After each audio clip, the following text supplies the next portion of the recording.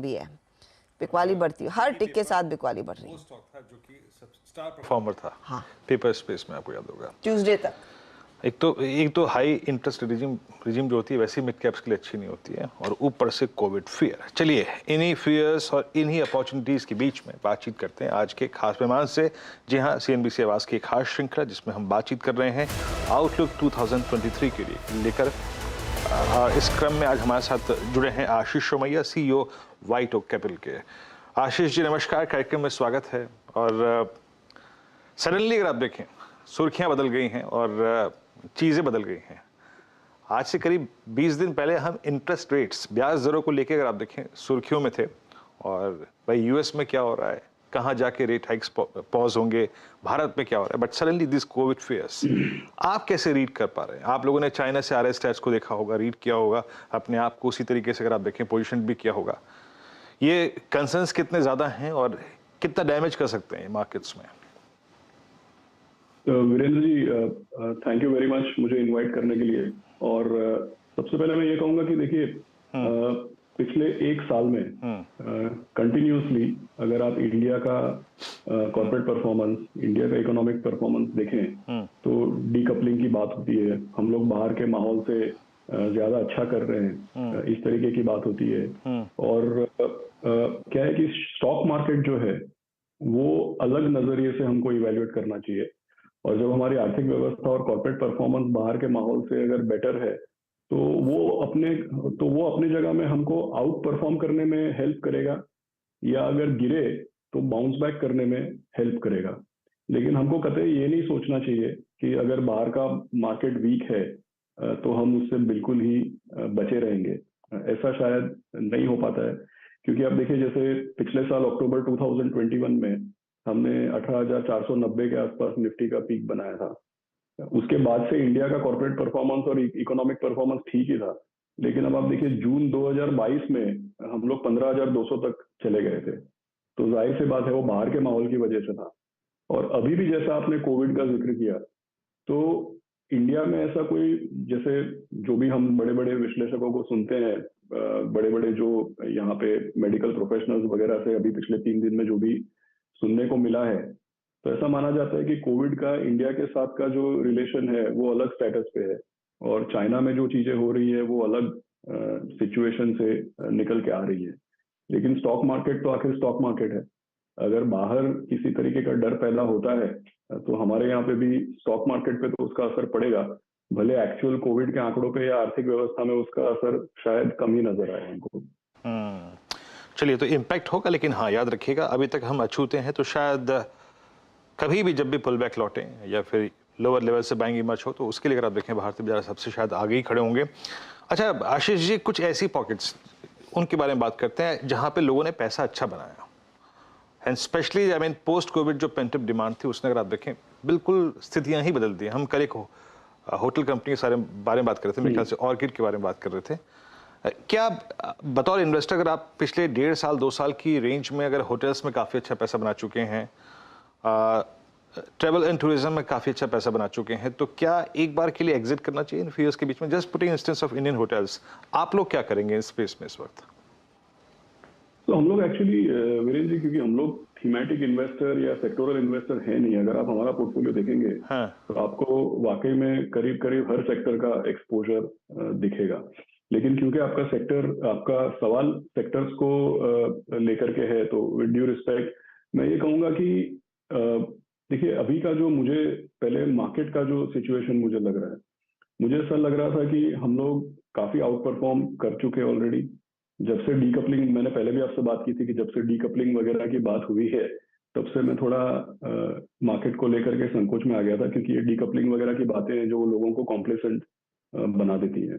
Decoupling आर्थिक व्यवस्था में और सेक्टोरल परफॉर्मेंस में या कॉर्पोरेट परफॉर्मेंस में होता है, डीकपलिंग वाकई में शेयर बाजार में नहीं होता है। तो नाउ कम के भाई जहां पे पैसा बन चुका है, तो जाहिर सी बात है कि मुझे ऐसा लगता है अगले 3 से 6 महीने इस तरीके की ऊंच नीच लगी रहेगी। क्योंकि जैसा मैंने एग्जांपल दिया, थोड़े दिन पहले हम 15,200 पे थे, बाहर का जो वातावरण वो ज्यों का त्यों है, लेकिन 15,200 से हम करीब करीब 19,000 पहुंच गए थे। तो मुझे ऐसा लगता है कि करेक्शन ओवरड्यू था और ये करेक्शन अभी चल भी सकता है। और अगर बाउंस बैक भी कर लें तो भी अगले 3-6 महीने में इस तरीके की ऊंच नीच लगी रहेगी, क्योंकि बाहर का जो न्यूज फ्लो है या बाहर का जो वातावरण है वो कुछ चेंज नहीं हुआ है। ऊपर से चाइना के कोविड की जो चीजें हैं वो उसमें दुविधा को बढ़ा ही रही है अगर बाहर का वातावरण देखें। अब बात ये आती है कि जैसा आपने बताया जहाँ पे पैसा बना है, तो मुझे ऐसा लगता है कि ज्यादा एक्साइटमेंट या ज्यादा एक्सूबरेंस नहीं बताना चाहिए। अगर कोई बहुत ओवर एक्सपोज है, बहुत उम्मीद से ज्यादा रिटर्न बन गया है, तो जरूर प्रॉफिट बुक करना चाहिए उनको। और फिर जो ऑन अ कॉन्ट्रेरियन बेसिस या जो सेक्टर्स बहुत खराब किए हैं उसमें रोटेशन के लिए ट्राई कर सकते हैं। तो डेफिनेटली पूरे के पूरे पोर्टफोलियो को रिव्यू करना जरूरी बन जाता है। ओके, आशीष जी, मैं आपसे ये पूछना चाहूंगी कि जो नया पैसा इस समय आ रहा है, जो रिटेल निवेशक का नई अपॉर्चुनिटीज और पैसे नई इन्वेस्टमेंट जर्नी की शुरुआत कर रहे हैं, उनके लिए एडवाइस क्या है? इक्विटी में कितना आप लोग पैसा लार्जली कमिट करते देख रहे हैं, या फिर क्या इंक्वायरीज न्यू इन्वेस्टर्स की तरफ से डेट साइड के लिए भी बढ़ने लगी हैं, और क्या 23 में वो डेट एलोकेशन बढ़ सकता है? हर्षदा जी, एक्चुअली ब्याज दर इस कदर बढ़ गए हैं तो समझिए कि अगर हमारे यहाँ बहुत ही एलिमेंट्री लेवल पे liquid fund, ultra short term fund, जहाँ पे हम लोग 2-3 महीने 6 महीने के बैंक सीडी और कमर्शियल पेपर वगैरह में पैसा लगाते हैं, उसका भी आप देखिए रिटर्न 3% से लेकर के 5.5-6% के रेंज में अभी आ गया है। तो मैं ये नहीं कह रहा हूँ कि जिसका लॉन्ग टर्म पैसा है या जिसको इक्विटी में पैसा लगाना चाहिए वो सारे के सारे भी 6% अल्ट्रा शॉर्ट टर्म में लगाएंगे, ये मेरा कतई इंटेंशन नहीं है बोलने का। लेकिन बात यह है कि जब 3% वाला इंस्ट्रूमेंट भी 6% पे आ जाता है तो पीपल डोंट माइंड कि भाई ठीक है थोड़े टाइम पैसे रखे रहो। और मार्केट में तो वॉलेटिलिटी आप देख ही रहे हैं, बाहर का न्यूज को भी आप देख ही रहे हैं, तो कॉशियसनेस जरूर हमको नजर आती है पहली चीज, और कॉशियस होना भी चाहिए। उस बात से मैं उसको मैं रिपीट करूंगा। और एक चीज ये है कि अगर आप, मेरे बोलने से कुछ नहीं होता, अगर आप म्यूचुअल फंड इंडस्ट्री का या फंड फ्लो का आंकड़े ही देख लें तो आपको दो चीजें नजर आएंगी कि म्यूचुअल फंड इंडस्ट्री में वो 13,000 करोड़ एसआईपी आता है, वो तो बरकरार है, लेकिन वो सारा सब कुछ गिनने के बाद भी अगर आप इंडस्ट्री का ग्रॉस इनफ्लो देखते हैं तो पिछले साल के पीक से लेके अभी तक ग्रॉस इनफ्लो में तो डिक्लाइन दिख ही रहा है आपको।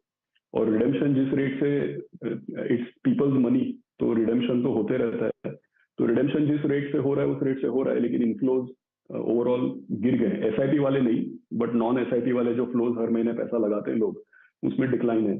तो कॉशियसनेस दिख रही है आपको। इनफ्लोज में एक तरीके का स्लो डाउन नजर आ रहा है आपको। और दूसरी तरफ अगर आप देखें तो डेट इंस्ट्रूमेंट्स जो है वहां पे थोड़े समय रुकने में लोगों को कोई दिक्कत नहीं है, क्योंकि सारे के सारे इंटरेस्ट रेट तो ऊपर चले ही गए हैं। तो I think even flows, domestic mutual fund को फ्लोज को भी लेकर अगले 3 से 6 महीने, जब तक क्या है कि मार्केट में एक डायरेक्शन नहीं आता है। देखिए आज ऐसा माहौल है कि 1 ईयर रिटर्न लोगों का करीब करीब 0 है। अगर आप स्मॉल मिड कैप वगैरह में हैं तो शायद नेगेटिव में है, तो रिटर्न बन नहीं रहा है, सामने मार्केट में अनसर्टनिटीज है, तो फ्लोज को लेकर के भी अगर स्लो डाउन है तो we should not be surprised. Flows को लेकर आप देखें स्लो डाउन तो है ही, आई मीन स्ट्रेस बता ही रहे हैं, लेकिन सुमिया जब आप हमारे व्यूअर को राय क्या देंगे? आई मीन जो डायरेक्टली मार्केट्स को अप्रोच करते हैं या फिर आपके थ्रू जो मार्केट्स को अप्रोच करते हैं, आज से लगभग 20 दिन पहले we were at all time high, सब कुछ ठीक था, लेकिन कोविड फियर्स ने आई थिंक, और बाजार को जब ये आभास नहीं हो पाया कि यूएस में रेट हाइक की जो प्रोसेस है वो पॉज की तरफ बढ़ रही है, जब बाजार को ये आभास नहीं हो पाया कि भारत में जो इंटरेस्ट रेट की हाइक है जो वो पॉज की तरफ बढ़ रही है, तब थोड़ी सी अनवाइंडिंग थी। अब हमें अपने एसआईपी के साथ कैसे अप्रोच करना चाहिए अगले 1 साल को? देखिए थोड़ा सा आपने अर्निंग्स की बात करी, थोड़ा सा आपने हाई इंटरेस्ट रेट रिजिम की बात भी करी, तो मैं अब अपने एसआईपीज के साथ कैसे अप्रोच करूं, और स्पेशली कैसे माहौल में जब रेट्स काफ़ी हाई हैं, कौन सी थीम पे ज़्यादा पैसा लगाने की एक कवायद होनी चाहिए आपकी? वीरेंद्र जी, जो एसआईपी वाला है वो तो काफी सिंपल है। उसको मैं एक एग्जांपल से आपको बताता हूँ कि मैं जब डेटा देखता हूँ लंबे अरसे का, तो 30 इयर्स का अगर आप सेंसेक्स का देखिए, 30 इयर्स के पहले इंडिया क्लोज इकोनॉमी थी, तो ज्यादातर डेटा का जिक्र 30 इयर्स का ही होता है। सीधा सीधा शॉर्ट में एग्जांपल दूंगा मैं कि 30 इयर्स का सेंसेक्स का कंपाउंडिंग 12% है। अब मैं दर्शकों को एक पहेली देता हूँ कि भाई अगर 30 इयर्स का सेंसेक्स का कंपाउंडिंग 12% है तो आप 12% से ज्यादा रिटर्न कैसे बना सकते हैं? तो जाहिर सी बात है कि जब रीसेंट पास्ट का एवरेज 12 से बहुत कम है, तब जाकर के अगर आप पैसा लगाएंगे तो नियर फ्यूचर में कहीं ना कहीं एवरेज 12 से बहुत ज्यादा आएगा, तब जाकर के लंबे अरसे का एवरेज टोटल 12 पे सेटल होता है। तो जो एसआईपी वाले इन्वेस्टर है उनके लिए तो नो ब्रेनर है कि एसआईपी कंटिन्यू करना चाहिए। कभी ना कभी इस तरीके के मार्केट में वॉलेटिलिटी होगी, कभी ना कभी अगर आप, और दूसरा क्या है कि निफ्टी को देख करके अंदाजा नहीं लगाना चाहिए। निफ्टी तो चलिए अच्छी बात है, करेक्ट हो ही रहा है, लेकिन अगर आप Nifty 500 small cap mid cap देखें तो ये इसमें काफी ज्यादा, इसमें तो पिछले एक साल में कोई परफॉर्मेंस आया ही नहीं है, बल्कि एक्चुअली नेगेटिव है। तो मार्केट में लोअर लेवल्स मिलेंगे, वॉलेटिलिटी होगी, वॉलेटिलिटी से रिटर्न में अल्टीमेटली इजाफा होगा हमारा या फायदा होगा, उसीलिए तो हम एसआईपी रेकमेंड करते हैं। तो जो एसआईपी वाले हैं उनको तो कुछ करना नहीं है, एक्चुअली एसआईपी कंटिन्यू करना चाहिए। डिफिकल्टी हमेशा, डिसीजन मेकिंग में डिफिकल्टी हमेशा उनके लिए होती है कि भाई जो आज पैसा लगा रहे हैं वो क्या करें। तो उनको मैं कहूंगा कि भाई आपकी कोई ट्रेन या बस मिस नहीं होने वाली है। पैसा आप अल्ट्रा शॉर्ट टर्म फंड में, लिक्विड फंड में रखिए और अगले 6 महीने में बाहर का माहौल जैसे जैसे, क्योंकि एक चीज है कि यूएस में ब्याज दर बढ़ रहे हैं, वो ब्याज दर क्यों बढ़ रहे हैं, उनको महंगाई कंट्रोल करनी है। महंगाई कंट्रोल करने की प्रक्रिया में कहीं न कहीं पे आर्थिक व्यवस्था उनकी मंदी में जाएगी, और जब आर्थिक व्यवस्था मंदी में जाती है तब फाइनली एक लेग डाउन, या तब फाइनली शेयर बाजार में उसका परिणाम आपको अल्टीमेटली कहीं न कहीं पे नजर आता है। तो कोई ट्रेन बस मिस नहीं होने वाली है। पैसा liquid fund, ultra short term fund में रखेंगे और अगले 6 महीने में, अच्छी बात यह है कि हम लोग यूएस में नहीं है, हम लोग अलग सिचुएशन में है, और हमारी आर्थिक व्यवस्था उनकी आर्थिक व्यवस्था से काउंटर सिक्लिकल है। हमारा केवल शेयर बाजार पे परिणाम हमको थोड़ा बहुत दिख रहा है। तो अगले 3-6 महीने में आहिस्ता आहिस्ता पैसा अगर इक्विटी में ड्रिप करेंगे, और ये अगला 6 महीना अगर पार कर लेंगे, तो अगले बहुत लंबा भी नहीं, 2 साल भी अगर देखेंगे तो मुझे लग रहा है कि काफी पॉजिटिव नतीजे निकलेंगे।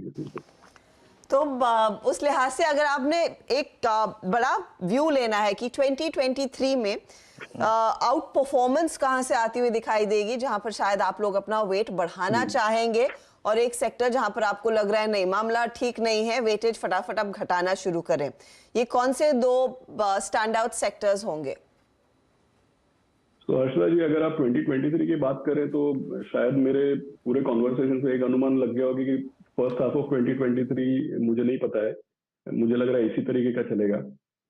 शायद हम लोग यही कॉन्वर्सेशन 2-3 बार रिप्ले कर सकते हैं फर्स्ट हाफ ऑफ 2023 में। लेकिन अगर आप, जैसे मैंने बताया, अगले 6-9 महीने पार कर दें और फैग एंड और लेटर एंड ऑफ 2023 देखें, तो शायद काफी सारी चीजों का जो लोग इंतजार कर रहे हैं कि भाई कभी ना कभी ब्याज दर के पीक होंगे, कभी ना कभी यूएस की आर्थिक व्यवस्था मंदी में जाएगी, कभी न कभी शायद जियोपॉलिटिक्स में भी कुछ ना कुछ सेटल हो सकता है। तो अगले 3-6 महीने तो यही चलेगा, बट लेटर हाफ ऑफ 2023 शायद सिचुएशन बेटर होगी।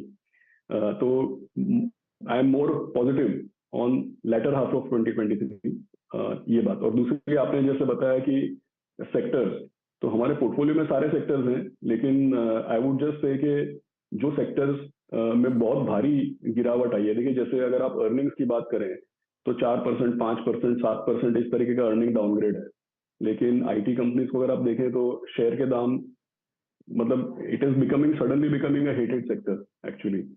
तो ऐसा होता नहीं है, जब भी आर्थिक व्यवस्था में मंदी आती है तो 2-3 क्वार्टर न्यू ऑर्डर विन्स, इस तरीके का स्लो डाउन होता है, बट फंडामेंटल्स डिसरप्ट नहीं होते हैं। तो आई थिंक ये एक सेक्टर देखना चाहिए। दूसरा, अगर आप देखें तो जैसा मैं हमेशा बताता हूँ, नॉन लेंडिंग फाइनेंशियल, मुझे ऐसा लगता है कि जो हमारा पूरा का पूरा कैपिटल मार्केट रिलेटेड इंडस्ट्री है इंडिया का, जिसको हम नॉन लेंडिंग फाइनेंशियल बोलते हैं, आई थिंक ये definitely again it has become hated sector. या आप देखिए, इस पे ज्यादा लोगों को कॉन्फिडेंस नहीं है इसमें, और काफी समय से कोई मूवमेंट नहीं है। और तीसरा, जो हमेशा मुझे ऐसा लगता है कि पोर्टफोलियो में होना चाहिए, वो है कंज्यूमर डिस्क्रेशनरी, क्योंकि अगले 3-5 साल में ये एक ऐसा एरिया है जहाँ पे काफी ग्रोथ आएगी। चलिए आशीष जी, बहुत बहुत शुक्रिया, आप इस कार्यक्रम में शामिल हुए। आउटलुक 2023 आपने हमारे साथ शेयर किया, और आपको एक बार फिर से वर्ष 2023 की अग्रिम शुभकामनाएं, और 2023 में आपकी खुद की हेल्थ वेल्थ और आपके निवेशकों की हेल्थ वेल्थ ऐसे ही बढ़ती रहे। बहुत बहुत शुभकामनाएं आपको और आपके दर्शकों को भी। थैंक यू वेरी मच आशीष, बहुत बहुत शुक्रिया। मार्केट से डे लो आपकी स्क्रीन पे 17,919 निफ्टी, और अगर पिछले कुछ मिनटों के आप लॉसेस को देखें तो इट्स आईटी, जरा निफ्टी आईटी का प्लीज एक बार चार्ट लेके आइएगा, 28,353। तो यूएस मार्केट की कल के अगर आप देखें क्रैश और आई थिंक जो बिहेवियर था, उसको अब हाथों हाथ लेता हुआ निफ्टी आईटी और जनाब ये जो मिड कैप्स है ना, मिड कैप्स एक्सट्रीम पेन में, और आपका जो मिड कैप इंडेक्स है करीब करीब 30,570 पे, याद रखिएगा it's heading towards it's 200 exponential moving average. तो पेन, और जो डायरेक्टर साहब जरा प्लीज मार्केट ब्रेथ रखिएगा, सुबह मार्केट ब्रेथ वैसे ही खराब थी और अब वो थोड़ी सी और ख़राब होती हुई, और आई थिंक ये मिड कैप्स के जो नुकसान हैं वो उसी तरफ इशारा करते हुए। Look at market breadth 242, I mean लगभग आपकी स्क्रीन पर आप देखें 2639 शेयर इस वक्त डिक्लाइंस पे खड़े हैं। Nifty IT at day low, bank Nifty at day low, mid caps at day low. Rajesh Palve ji, कोई कॉल है क्या आपके पास? वीरेन जी, केमिकल स्पेस में सीरियस सेलिंग दिख रही है, जिसमें टाटा केमिकल रडार पे है शॉर्ट साइड से। ये 6th डे है जहाँ पे 200 डे मूविंग एवरेज के नीचे अब ये स्टॉक सस्टेन कर रहा है, और जिस तरीके की सेलिंग पूरी स्पेस में है, हमें लगता है टाटा केमिकल में यहाँ पे एक सीरियस ब्रेकडाउन हुआ है। स्टॉक में लोअर साइड के टारगेट एक्सपेक्ट कर रहे हैं हम, करीब 885 रुपए तक के। शॉर्ट करेंगे, स्टॉप लॉस रखेंगे करीब 930 के आसपास, तो 885 880 तक की डाउन साइड हमें लगता है टाटा केमिकल में आते हुए दिख सकते हो। लॉन्ग साइड में फार्मा में, कैश सेगमेंट में सुवेन फार्मा का सेटअप अट्रैक्टिव लग रहा है। स्टॉक में जिस तरीके के वीकली चार्ट बने, हमें लगता है ये स्टॉक एक अच्छा मोमेंटम बना सकता है ड्यूरिंग द डे। 501-2 के आसपास ट्रेड कर रहा है, इसमें अपसाइड के टारगेट एक्सपेक्ट करें 525-530 तक के। स्टॉप लॉस रखेंगे करीब 494 के आसपास। बहुत बहुत शुक्रिया राजेश जी, आप इस कार्यक्रम में शामिल हुए। सभी स्टॉक्स इंडेक्सेस पे हालांकि markets still at days low trajectory, लेकिन ज़्यादातर लॉसेस अब मिड कैप्स में आते हुए। फिलहाल एक ब्रेक, और 10 के दमदार ट्रेड को यहीं कराते समाप्त करते हैं। आपसे ब्रेक के बाद नीरज जी मिलेंगे और ट्रेडर्स हॉटलाइन की होगी शुरुआत। आपके प्रश्नों के जवाब छोटे से ब्रेक के बाद।